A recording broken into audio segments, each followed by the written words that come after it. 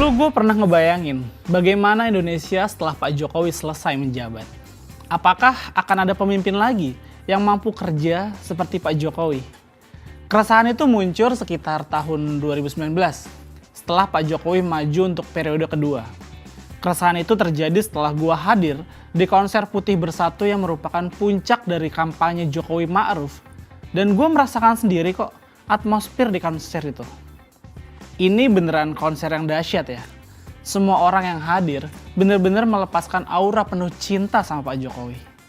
Bahkan dari 2019 itu, gue udah ngebayangin nanti pada Oktober 2024 gue akan ikut nganterin Pak Jokowi meninggalkan istana. Seperti waktu 2014 lalu, gue ikut bagian dari jutaan orang yang nganterin Pak Jokowi masuk ke dalam istana. Waktu itu buat gua dan buat sebagian besar masyarakat itu tidak ada yang bisa seperti Pak Jokowi. Tapi itu dulu ya, sewaktu Pak Jokowi masih di jalan yang lurus. Dulu dia adalah sosok pemimpin panutan. Kelihatan rendah hati, kerjanya bener, dan gak neko-neko kelihatannya ya.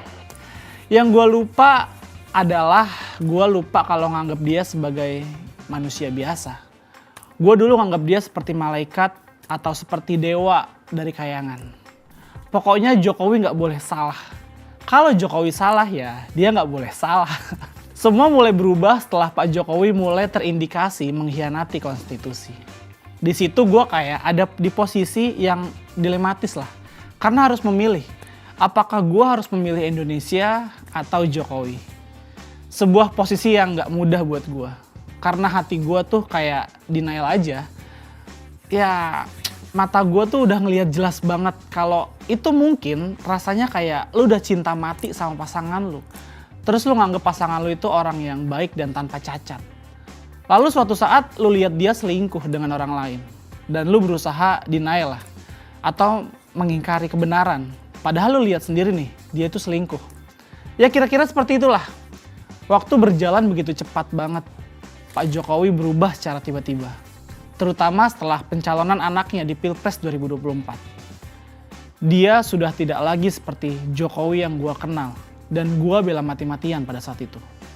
Dia berubah menjadi monster yang akan melakukan apapun untuk memenuhi kepuasan walaupun harus merusak tatanan sekalipun. Orang-orang terdekatnya sudah berusaha mengingatkan, tapi yang mengingatkan malah disingkirkan. Orang-orang yang dekat yang dulu mengkritik malah dijauhi, bahkan seperti mulai dianggap musuh. Dia seperti sudah tidak peduli lagi dengan reputasinya, baik sebagai presiden atau sebagai manusia. Dan gue sedih waktu itu. Buat apa gue bela mati-matian? Gue ikut andil lah bagian dari barisan yang jagain reputasi dia. Kalau ternyata dia sendiri gak peduli sama reputasinya. Dan karena harus memilih Jokowi atau Indonesia, akhirnya gue memutuskan untuk memilih Indonesia dan berdiri di barisan merah putih. Dan tersingkirlah gue dari barisan militan tersebut.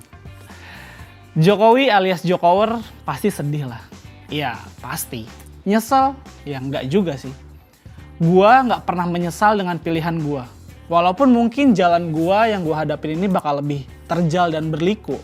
Tapi itu resiko lah menjadi pejuang bukan? Dan lucunya, setelah gue dan beberapa teman-teman gue pendukung Jokowi mulai menjauh dari Jokowi. Mendadak muncul Jokower dadakan nih. Ada yang gue kenal, ada juga yang merupakan wajah baru. Tapi yang gue tahu sebagian besar dari mereka, dulu mereka nggak pernah muncul waktu Pak Jokowi digebukin habis-habisan sama kelompok sebelah. Dulu mereka nggak pernah muncul waktu Pak Jokowi mau ditekan sama oposisi.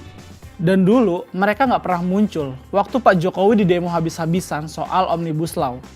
Nah, lu bayangin aja, bertarung belain mati-matian Pak Jokowi nih di akar rumput nggak pernah. Statement keras belain Pak Jokowi aja nggak pernah.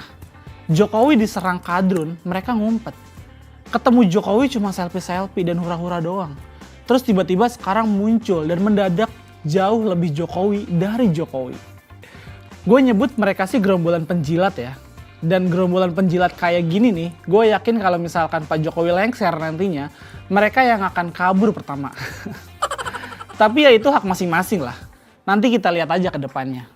Yang mendadak Jokower ini akan kemana saat Pak Jokowi lengser. Nah, menurut gue yang paling parah nih, dari apa yang dilakukan Pak Jokowi saat ini adalah mengkhianati perjuangannya sendiri. Dan itu sangat melukai orang-orang yang dulu berjuang membela dengan tulus. Dia lebih memilih sorak-sorai orang-orang yang mendekatinya dengan fulus. Kalau ada orang yang bilang gue sakit hati karena kalah pilpres, itu salah banget bos. Buat gue dalam pertandingan menang kalah itu biasa aja. Cuman yang bikin gue gak terima adalah cara cawe-cawe penguasa yang menurut gue sudah berlebihan dan bisa dibilang sudah abuse of power lah. Gembar-gembornya adalah persatuan, tapi kok malah memecah kebersamaan. Indikasi ketidakberesan penyelenggara pilpres kali ini karena campur tangan kekuasaan sangat terlihat jelas. Dan jalan konstitusionalnya terakhir yang bisa ditempuh adalah hak angket. Karena mau MK pun percuma, ada pamannya bos.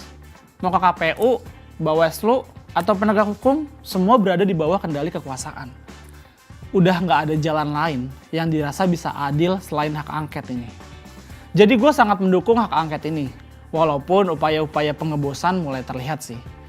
Pak Jokowi terkesan agak ketakutan dengan bergulirnya hak angket ini, yang kemungkinan besar akan merubah peta pilpres.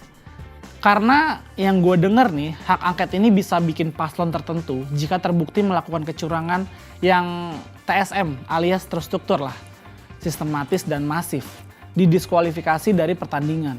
Dan lu tahu kan kecurangan TSM ini hanya bisa dilakukan oleh pihak-pihak yang memegang kekuasaan. Lalu siapa paslon yang di-backing kekuasaan? Jawab sendirilah. Jadi bergulirnya hak angket ini sah secara konstitusi ya. Kalau ada pihak-pihak yang melarang gua, malah gue jadi bingung. Kok yang nabrak konstitusi didukung, tapi yang sesuai dengan konstitusi malah dilarang? Cuma ya curang aja yang takut sama hak angket. Kalau nggak merasa curang ya nggak perlu takut dong. Tapi prediksi gue nih, hak angket ini akan dijegal mati-matian karena berpotensi membuat perjalanan politik Jokowi game over alias selesai. Dan kalau itu beneran terjadi, gue mau lihat dari orang-orang yang sekarang dikelilingnya Pak Jokowi nih, siapa sih yang pertama kali bakal meninggalkan Pak Jokowi? Hak angket ini juga akan menjadi ujian integritas bagi partai-partai politik yang selama ini ngaku-ngaku selalu berjuang untuk rakyat. Menarik ditunggu dinamika apa yang akan terjadi di depan. Sekian dulu dari gue Iwan Chan, sampai jumpa di Channel Talk berikutnya. Bye!